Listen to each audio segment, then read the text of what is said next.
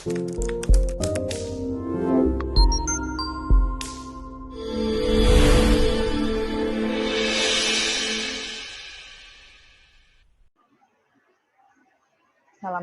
warahmatullahi wabarakatuh. Saya Lela Rahmi akan mempresentasikan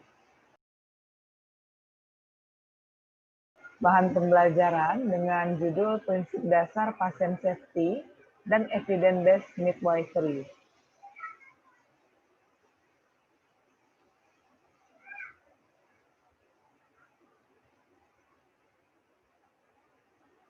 Berikut adalah gambaran seorang klien yang sedang dirawat di rumah sakit yang ditemani oleh salah seorang anggota keluarganya yang ingin mendapatkan pelayanan yang profesional dari tenaga kesehatan yang bertugas di rumah sakit tersebut. Nah, berikut adalah beberapa gambaran yang terkait dengan tata laksana pasien yang ada di masyarakat. Yang pertama saya ambil dari jpnn.kompas, Nias. Seorang pasien di Kecamatan Idanogawu, Kabupaten Nias, Sumatera Utara, bernama Adalia Waru, 25 tahun, terbaring lemah di RSUD Gunung Sitoli ditemani ibunya. Perempuan yang kerap dipanggil Ina Berkat itu diduga menjadi korban malpraktek seorang bidan desa berinisial SA di daerah tersebut. Alih-alih sembuh dari demam dan pusing, Ina Berkat malah masuk ruang operasi. Bokong perempuan tersebut membesar sebesar buah semangka setelah disuntik sang bidan. Kepada Sumut Pos, Ina Berkat mengaku pada Minggu tanggal 1 bulan 7, dirinya mengalami demam dan pusing hingga keesokan harinya penyakit itu tidak kunjung sembuh. Nah, berikut adalah berita kedua dari Jabar News Bandung. Seorang bidan di Puskesmas Garuda, Kota Bandung, diduga salah memberikan penanganan medis terhadap seorang bayi. Saat proses persalinan, Senin 25 bulan 12 2017, kepala bayi disayat hingga menimbulkan infeksi. Saat ini kondisi bayi tersebut tengah dirawat intensif di Rumah Sakit Hasan Sadikin Kota Bandung dan mengalami infeksi luka dari sayatan yang cukup besar. Berdasarkan keterangan dari ibu sang bayi, Rida Paridawati, kejadian tersebut bermula saat dirinya tengah dirujuk ke Puskesmas Garuda dikarenakan Puskesmas Pagarsi saat itu dalam kondisi penuh. Saat proses persalinan, kata bidannya ambil pisau, lalu disayatlah ketuban itu. Terus bidannya panik karena ada darah. Nah, dari situ anak saya dibawa ke IGD Rumah Sakit Hasan Sadikin, katanya saat dihubungi oleh jabarnews.com. Berita selanjutnya ada dari Keva Menanu kompas.com. Nasib naas menimpa Bergita Nino, ibu rumah tangga asal desa Petasene, Kecamatan Miomavo Timur, Kabupaten Timur Tengah Utara, Nusa Tenggara Timur. Bergita diduga meninggal usai disuntik obat anti nyeri oleh petugas medis di Rumah Sakit Umum Daerah Keva Menanu. Tak terima dengan meninggalnya Bergita Nino, keluarganya melaporkan kasus itu ke Markas Polres TTU pada hari Senin 14 Mei 2018. Keluarga Bergita yang membuat laporan polisi tersebut yakni Marcel Salu dan Edel Nabu. Nah, dari berita tersebut diketahui bahwa banyak kejadian malpraktek yang terjadi di lapangan, ya, itu yang disinyalir oleh beberapa berita atau media massa. Nah, jadi apa sebenarnya yang terjadi, bagaimana penanganannya, dan mengapa itu semua terjadi? Nah, kali ini kita akan membahas yang namanya kejadian tidak diharapkan.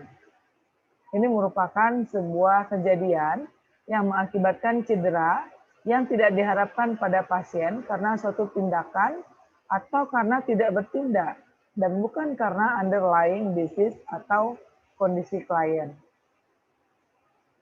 Keselamatan atau patient safety itu merupakan sebuah prinsip dasar dalam memberikan pelayanan kesehatan dan merupakan suatu sistem di mana institusi pelayanan kesehatan membuat asuhan pasien menjadi lebih aman.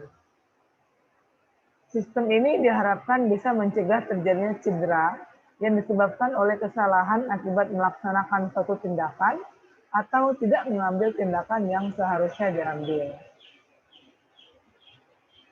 Nah, keselamatan pasien atau pasien safety itu diartikan sebagai kondisi di mana pasien bebas dari cedera yang tidak seharusnya terjadi atau bebas dari bahaya yang potensial akan terjadi, seperti penyakit, cedera fisik, sosial, psikologis, cacat, kematian, dan lain sebagainya terkait terhadap pelayanan kesehatan.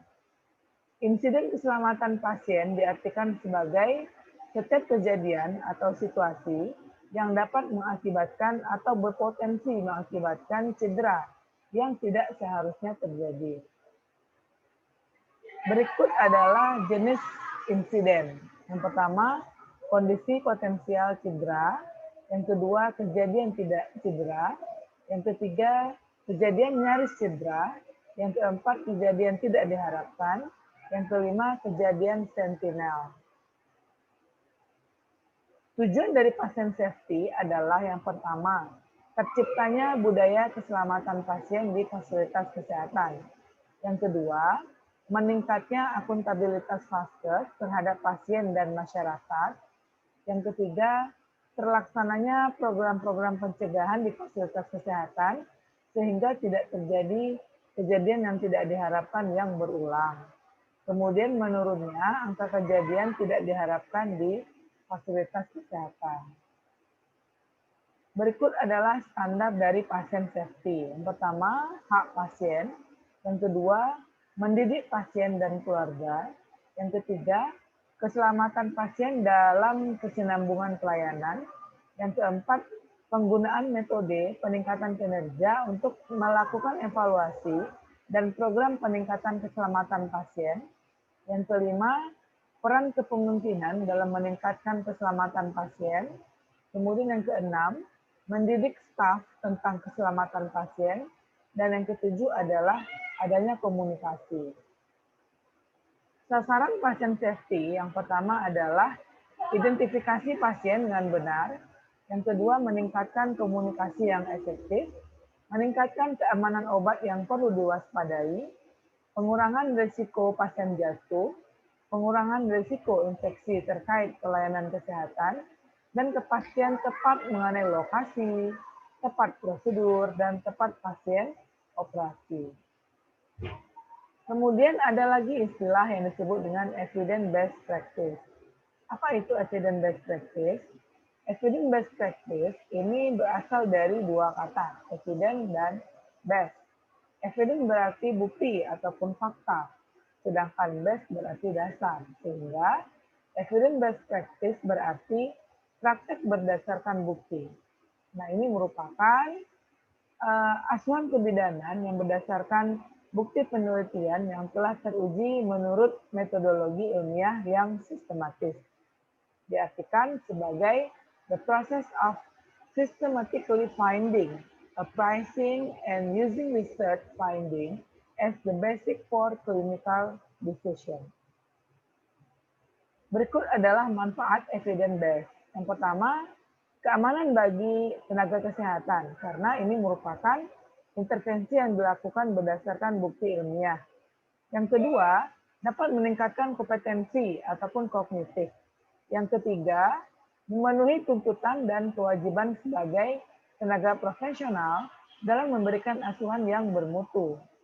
Kemudian manfaat berikutnya, memenuhi kepuasan pelanggan yang mana dalam asuhan kebidanan, klien mengharapkan asuhan yang benar, sesuai dengan bukti dan teori, serta perkembangan ilmu pengetahuan dan teknologi. Nah, dari mana sumber evidence-based practice? Itu bisa kita dapatkan dari publikasi ilmiah, misalkan berupa jurnal. Namun, tidak semua evidence-based dapat langsung diaplikasikan oleh semua profesional kebidanan di dunia. Kemudian yang kedua, bukti ilmiah harus ditelaah terlebih dahulu dan mempertimbangkan manfaat dan kerugian serta kondisi setempat seperti misalkan budaya, kebijakan, dan lain sebagainya. Contoh evidence-based dalam asuhan kebidanan. Kalau yang disebut dengan kebiasaan, contohnya adalah pemberian kalsium untuk mencegah kram pada kaki. Keterangannya bahwa kram pada kaki bukan semata-mata disebabkan oleh kekurangan kalsium. Kemudian diet untuk mencegah bayi besar. Kenyataannya bayi besar itu bukan disebabkan karena dietnya, tapi lebih karena gangguan metabolisme pada ibu seperti kondisi diabetes mellitus. Lalu ada lagi kebiasaan penggunaan gurita dan sejenisnya. Pada kenyataannya, selama 2 jam pertama atau selanjutnya, penggunaan gurita akan menyebabkan kesulitan terhadap pemantauan involusi rahim. Lalu adanya perawatan tali pusat. Perawatan tali pusat secara terbuka ternyata lebih cepat puputnya dan mengurangi kejadian infeksi tali pusat daripada perawatan tertutup dengan penggunaan antiseptik. Nah, ini merupakan contoh-contoh evidence base yang sudah ditemukan dari hasil riset ataupun penelitian yang sudah dilakukan sebelumnya. Barangkali itu yang bisa saya sampaikan pada kesempatan ini. Salah dan janggalnya saya mohon maaf. Billahi taufiq wal hidayah. Assalamualaikum warahmatullahi wabarakatuh.